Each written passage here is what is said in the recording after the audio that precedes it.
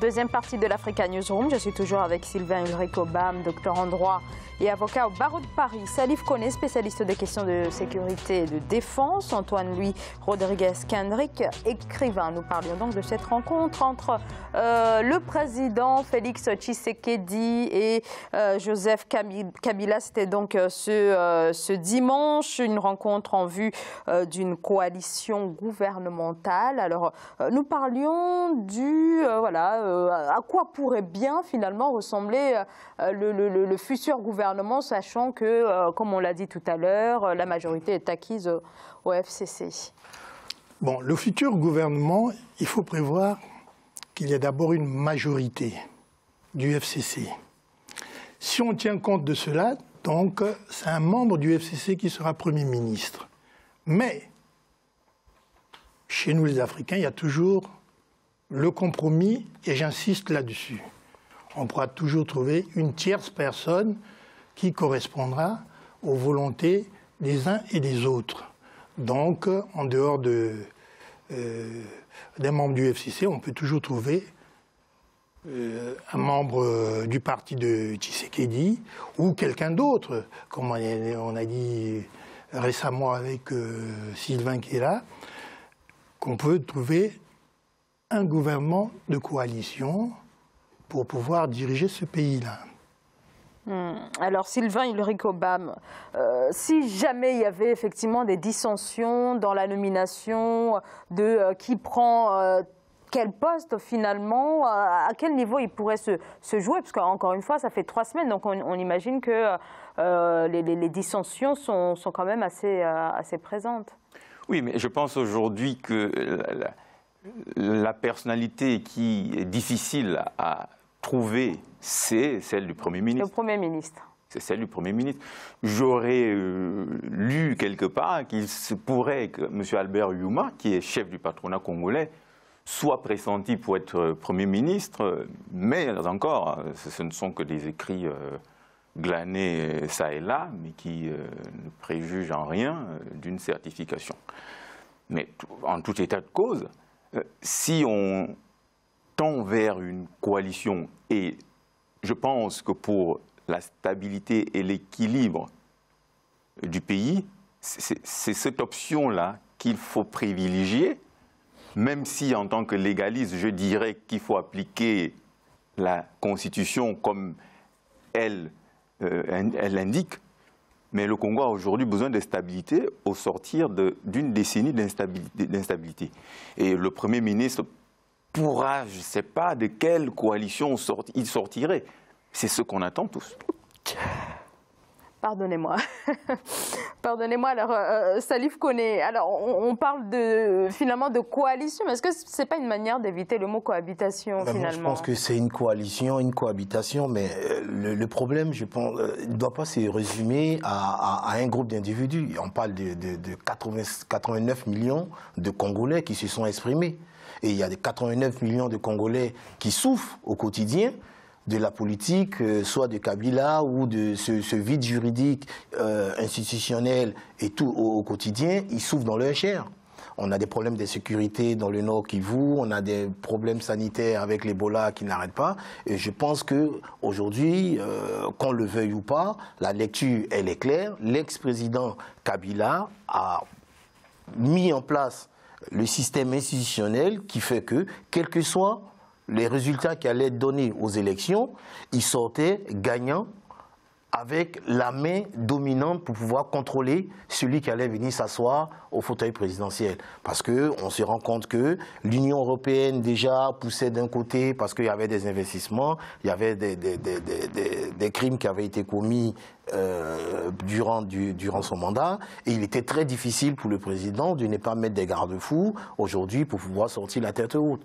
Donc moi, je persiste et je signe qu'aujourd'hui, le plus gros problème serait un problème institutionnel et non un problème de Premier ministre qu'il faut choisir, parce que même si on arrive à trouver le Premier ministre qui serait élu aujourd'hui, les institutions feront que Aujourd'hui, ce Premier ministre sera de facto comme le président de la République, avec tous les pouvoirs, et que le président de la République actuel n'a pas, de façon institutionnelle, si on reprend encore les thèses, ne peut pas se permettre de limoger un chef de l'armée, de la police, un haut fonctionnaire, un ministre, sans l'avis ou l'aval du Premier ministre. Donc on considère que c'est une coquille vide. Le président n'est qu'un président de façade en fonction des institutions existantes aujourd'hui au Congo, et que c'est l'équipe de l'ex-président Kabila qui a la manette et qui va diriger le Congo. En emboîtant le pas donc à Salif, mon collègue à côté, je dirais ceci. Staline disait bien, quand il était au pouvoir en ces temps-là, il disait « Ce ne sont pas les urnes qui font le président d'un pays, mais c'est ceux qui dépouillent les urnes qui feront le président. » Donc le problème, si Kabila a mis les gens clés dans la majorité, disons, du pays, Kabila s'en servira. Mais néanmoins, qu'on le veuille ou non, il faut qu'on sache bien, nous sortons d'une période électorale. Uniquement 3 morts, mais 3 morts comme ça, de façade par hasard. Nous avons le Bangladesh qui a eu aussi en même temps les élections. Plus de 40 morts officiels. Mais officieusement, on ne sait pas. Donc, il faut saluer l'effort. Et puis, la vision des habitants de la RDC, la vision des Congolais, pour avoir accepté une élection, même si, entre guillemets, c'est une élection soi-disant de façade, comme le disent certains, comme les ministres des Affaires étrangères que j'ai entendus récemment ici. Mais néanmoins, c'est un bon pied de nez qu'on a fait à ces puissances occidentales qui veulent toujours s'ingérer dans les affaires intérieures des pays africains. Nous sommes assez mûrs, on peut gérer nos propres affaires. Donc quand on voit ces puissances-là et qu'on voit le coup de pied que Kabila a fait, ça, c'est un chapeau. Moi, je suis d'accord avec vous que les puissances veulent convoiter le pays parce qu'ils regorgent des richesses aujourd'hui qui sont la chasse gardée, entre guillemets, des puissances étrangères. Mais nous devons, si on veut ouvrir le débat pour qu'on soit solidaire, pour qu'on soit unis, il faudrait que le débat démocratique soit fait de façon transparente, et non qu'on mette des verrous à chaque fois parce qu'on veut protéger une partie de son camp. Je vais vous répondre aussitôt. Voilà. Un débat transparent en Afrique, oui. Mais nous avons tort souvent d'interpréter notre constitution à nous, les Africains, comme celle des Européens. Donc quand on voit dans la constitution, il est écrit, il est dit, il est fait ceci, cela, mais nous ne l'interprétons pas de cette manière-là. Nous avons notre vision à nous d'interpréter cette constitution. Et puis, on a souvent des mots qui se ressemblent, mais qui ne vont pas dans le même sens. Donc, la Constitution, elle est bien là, elle est bien établie, mais on peut toujours détourner la Constitution pour le bien-être de nos peuples. Oui. Mais est-ce que c'est pour le bien-être des peuples quand il est écrit on fait 2 mandats et puis on essaie d'en faire 3, sachant que ça entraîne souvent une certaine déstabilisation. Excusez-moi, je vais juste compléter. Nous sommes à l'orée d'une démocratie imposée par les Européens. Petit à petit, pas à pas, nous entrons dans la démocratie. Nous l'acceptons selon notre façon à nous de voir la démocratie. Finalement, on aboutira, mais bien plus tard. Oui, je suis moins d'avis, même si je ne suis pas particulièrement partisan de Kabila, de faire de lui l'alpha et l'oméga de tout le verrouillage constitutionnel. Je rappelle, à juste titre, que cette constitution a été adoptée en 2006 par référendum. Donc, ce n'est pas le Parlement qui a adopté à huis clos cette constitution, c'est bien l'ensemble du peuple congolais. Alors, les dispositions qui y sont inscrites, gravées, on en retrouve quasiment les mêmes dans la constitution française. Alors, la constitution congolaise, au moins, elle prévoit que le président nomme le Premier ministre issu de la majorité. c'est constitutionnel. En France, c'est une coutume constitutionnelle. Ce n'est pas inscrit. Et l'article, l'alinéa 3 de cet article 78 dispose que si cette majorité n'est pas acquise, le président de la République désigne un informateur pour constituer une coalition. Alors, c'est une hypothèse qui a été prévue. Aujourd'hui, nous y sommes. Si aujourd'hui, on veut appliquer la loi, M. Kabila dira tout simplement le FCCV, 337 députés sur 500, majorité absolue à l'Assemblée nationale, Premier ministre Ramassani Chadari. Passé, il n'y a rien à voir. C'est ce que dit la loi. On continue. Cohabitation, blocage institutionnel du pays. Donc, je pense quand même que la coalition devient le moindre mal dans la situation actuelle du Congo. Et il ne faut pas oublier non plus que le Congo est un État décentralisé. Les élections des gouverneurs auront lieu fin mars. Donc, il faudra aussi accorder des pouvoirs aux gouverneurs qui dirigent les provinces, etc. On fait une fixation sur, aujourd'hui, l'État sur le plan national, mais il y a tout un ensemble d'institutions qui doivent aussi fonctionner pour que le Congo puisse être viable. Je suis d'accord qu'il faut absolument trouver une solution, parce que cette situation de blocage est préjudiciable à plus d'un titre au peuple congolais, alors que les personnes qui se disputent les sièges au sommet de l'État n'en sont peut-être pas conscientes, mais il faudrait qu'ils en prennent conscience maintenant.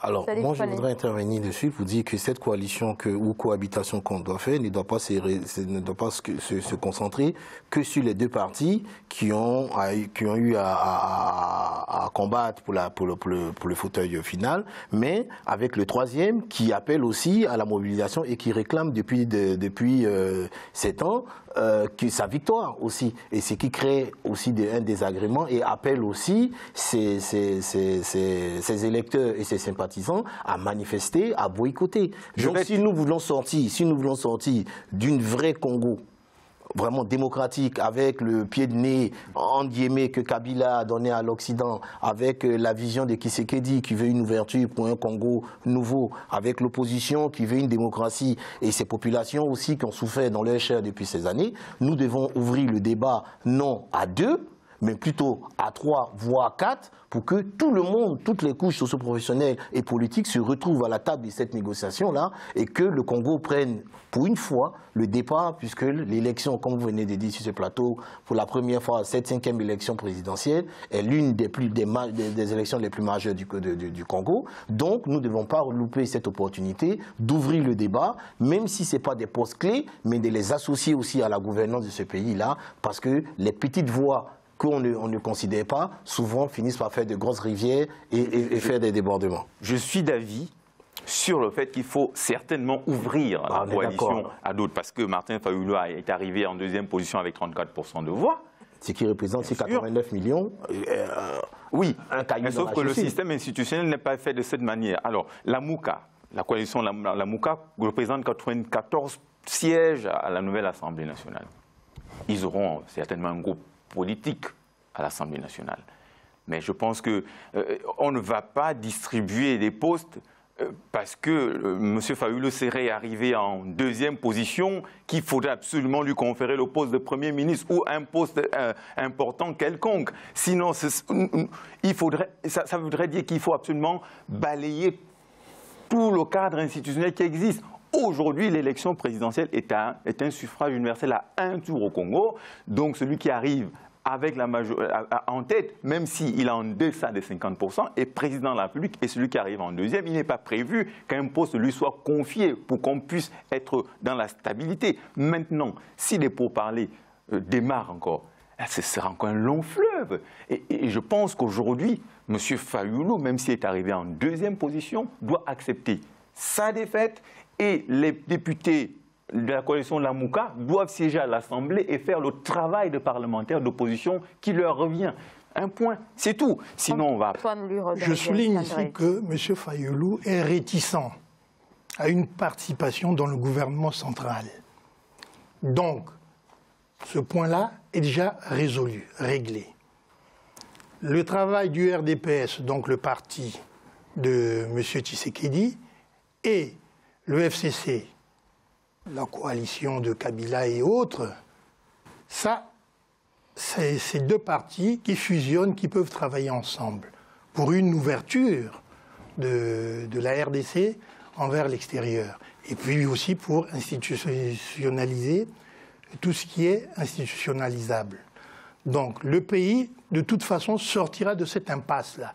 C'est une impasse, dont je dis seulement impasse, au premier abord, parce qu'il s'agit de former le gouvernement qui convient. Mais d'ici peu, vous conviendrez avec moi que le gouvernement sera en place et la solution, elle sera trouvée. Alors, peut-être une dernière question. Est-ce qu'au regard de ce rapprochement entre le président Félix Tshisekedi et l'ex-président Joseph Kabila, on peut considérer véritablement que la RDC est sur la voie de l'alternance, puisque durant, en tout cas depuis décembre 2016, c'était ça qu'on entendait régulièrement dans la bouche des Congolais, l'alternance. Oui, alors, si on le prend sur le plan sémantique, il y a une alternance. Tshisekedi n'émane pas du PPRD, il est membre de l'UDPS et c'est Tshisekedi qui est président aujourd'hui, donc il y a une alternance au sommet de l'État. Alors, qu'il y ait des manœuvres politiques, ça existe dans tous les régimes politiques du monde. On fait de la politique. C'est avant tout de la politique. Néanmoins, c'est quand même moins courant de voir un rapprochement entre deux opposants peut-être de longue date, manœuvrer ensemble. Vous auriez aimé qu'il y ait un échafaud de rancœur qui continue. Non, alors c'est une question que je pose. C'est quand même c'est moins courant de voir deux opposants de longue date se rapprocher et aller ensemble vers une coalition qui va certainement donner naissance à un Premier ministre qui sera issu de l'adversaire, en tout cas. Bon, quand on fait une analyse aujourd'hui de tout ce qui se passe, que ce soit en Europe ou en Afrique, on se rend compte que la politique traditionnelle avec des partis bien définis, bien sectorisés et tout ça, aujourd'hui ne marche plus. Aujourd'hui, on veut des représentants qui soient de gauche ou de droite ou du centre, qui vont dans la vision du pays, qui vont tirer le pays vers le haut. C'est ces gens-là qu'on a besoin, alors, au lieu de prendre des gens qui sont issus que du parti, avec cette vision traditionnelle, qui ne marchait pas, qui ont fait leur preuve sur le continent. On a défait aujourd'hui. Et pour moi, pour ma part, pour conclure ici, je dirais que le président Tshisekedi et le président Kabila s'unissent et qui ont une vision pour l'ensemble des Congolais, je pense que pour les Congolais, ça ne crée pas de problème. Maintenant, pour moi, pas si ce plateau sur le volet sécuritaire, parce que c'est de ça aussi qu'il s'agit au Congo, parce que la grande partie des conflits qu'on a sont des problèmes sécuritaires dans le Nord Kivu et des problèmes sanitaires aussi, ce qui fait que les populations, un pays comme le Congo, qui regorge de matières premières avec un sol assez fertile, aujourd'hui est obligé d'exporter du manioc pour nourrir sa population. Il n'y a pas de café, pas de cacao, parce que toutes les populations qui souffrent au quotidien ont fui, soit à cause des problèmes épidémiques, soit au niveau des groupes armés, des guérillas que l'État n'arrive pas à cantonner. Donc les premières décisions, pendant qu'on est en train de discuter des chefs d'État, c'était de vraiment mettre une politique sécuritaire, déjà pour réunir, cantonner toutes les frontières, pour donner la sécurité qu'il faut, pour que les gens reviennent dans les villages, travailler et produire de la nourriture déjà pour nourrir les Congolais. Entre Kabila et le président Tshisekedi, ce n'est pas simplement un simple rapprochement, mais il est en train de naître une amitié et une complicité dans le travail gigantesque qui leur attend. Le président Tshisekedi n'est pas l'opposant de Kabila. C'était le papa qui était opposant, qui est décédé il y a pratiquement un an passé. Mais le président Tshisekedi, donc le fils, il est en accord total avec le président, l'ex-président Kabila. Peut-être pas en accord total, puisqu'il y a une négociation qui est en jeu. Mais néanmoins, ce n'est pas l'ennemi de Kabila. Donc je pense qu'avec ces deux-là en tête du pays, le pays aura de beaux jours devant lui. Très bien, en tout cas, on va continuer de suivre, bien évidemment, pour vous, l'annonce qui devrait peut-être intervenir au cours des prochains jours sur la formation donc, de ce nouveau gouvernement. On va marquer une très courte pause et on se retrouve dans quelques secondes. À tout de suite.